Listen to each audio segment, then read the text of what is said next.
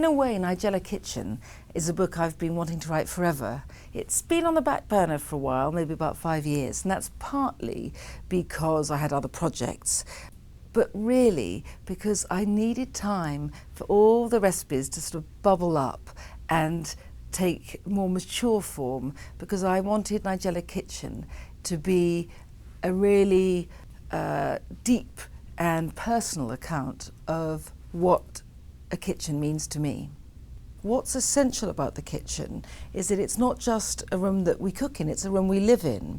On the one hand, it's, if you like, I think the sort of contemporary space of the ancient focus, the hearth. So it's both the heart of the home and the hearth of the home, and it gives a sense of warmness. But I think that, you know how in contemporary life we're always told like to concentrate on people and really give them attention. I think that can be very inhibiting, and I have found that I can get much more opening up of, say, an anxious friend or a child while I'm in the kitchen. If I'm maybe chopping a carrot or stirring a soup and talking to someone, they feel the stress is off them. One, they're in this place where they're frankly nurtured, because the kitchen is all about feeding people, but also you're busy doing other things, so that you don't give them that pressure of, sort of intense attention. When I write books, I'm afraid I give myself the great liberty of not thinking about an audience, because I feel it's my job just to convey my enthusiasms. I feel that I'm not really part of any marketing, and I don't like anything to come between what I feel I want to do and my readers. I feel we have a kind of bond. And I suppose when I started off, when I wrote my first book, I had a sister who was 16 months younger than me, and she had died recently, and it was a way of continuing with a conversation about food. And at the same time, I had a very good girlfriend who was always so frightened of cooking that I always felt as well that I wanted this to be, as it were, a love letter to my sister and my mother, actually, who'd also died, about all the foods we'd eaten together and cooked. But I also felt I wanted to bolster some of my girlfriends who were perhaps come from a generation which had sought to show that women didn't have to cook, which is true, but it doesn't help you if then you're frightened in your own kitchen, because where's the freedom in that? I'm very keen that people who haven't cooked should be able to cook what I write about, but at the same time, I suppose I'm so obsessed with food and so love being in the kitchen that I like sharing that passion. I think it's really important that it's honest. I think writing has to be honest, and food, in a way, that's why food is so interesting in people's lives, because people lie about an awful lot of things, but you can't lie about what you like eating or not. Your tastes in food are the truest expression of who you are. I think in many ways, Nigella Kitchen is a compilation and a sort of mature reflection of many of my other books, if not all my other books.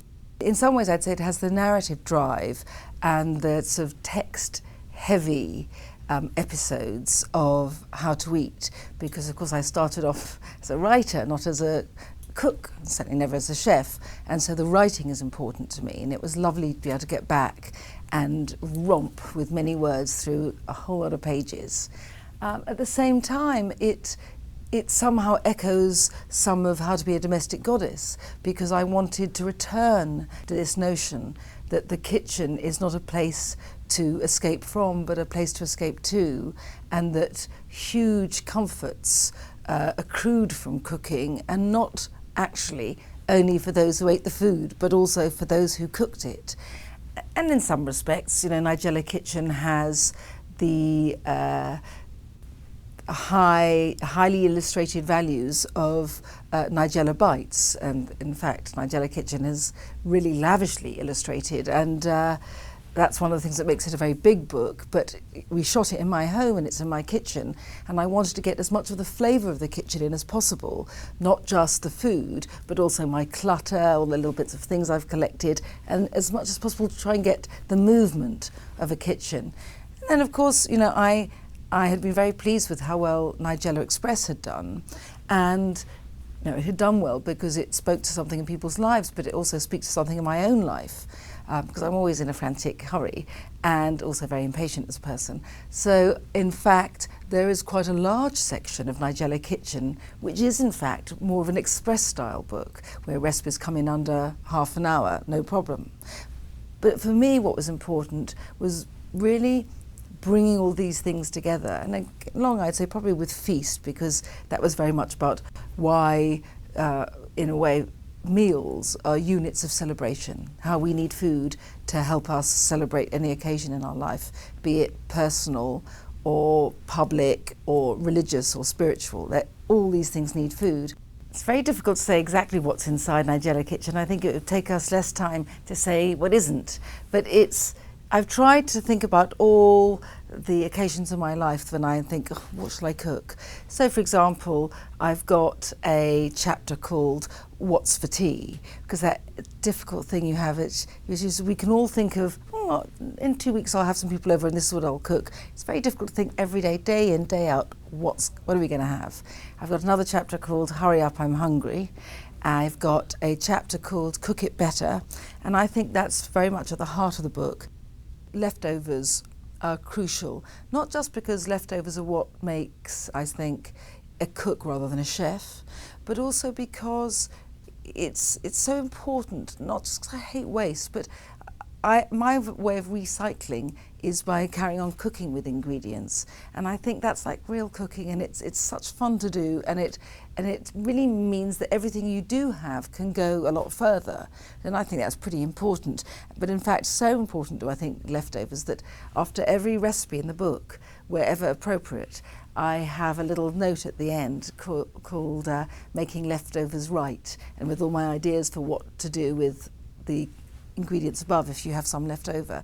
If there are any liqueurs or so forth that I've asked people to get for a recipe, say for example I've done a grasshopper pie, well then you're going to have some peppermint liqueur and and also some white chocolate liqueur. So then I do a list of cocktails that you can make with those. So I feel like you've got them in your house. Here's how to make that shopping expedition work out for you. I have a lot of cookbooks. I can't help accruing them at all stages in my life. And when my collection got really vast and really I couldn't see, where was wall and where was floor, I thought I must get a librarian in. And I did. In fact, I had to get 3 in the end. And I now have almost 4,000 books. And it's growing, because every time, it's like every time I come to the States, I find a whole new other section of cookbooks I want to go back with, and I love that. But once you start a collection, there's no reason to stop. But also, I don't limit myself to sensible books. For example, I've got a book that I love called Can You Feel the Heat, which is recipes from the World Wrestling Federation. I've got a book called Are You Hungry Tonight? And that's Elvis Presley's favourite recipes. Whenever I write a book, I feel it's very important for me that I can trust 2 things. One, that the reader will enjoy reading the book. On the other hand, a cookbook is useless if the recipes aren't reliable. So for me, a book must enchant and comfort and be a good read, but it must also be absolutely reliable. I think for this book, particularly for Nigella Kitchen, I feel I want people to think, you know what, I could just go into my kitchen. I can see that I could go in, I could make that pasta dish, I could make that tarragon chicken. It wouldn't take me very long, it wouldn't even be difficult. There's so much pleasure to be had around food that if people only really allowed themselves to get that pleasure and to wallow in it a bit, then everyday life is much nicer. So that's really, it's all about the pleasure for me.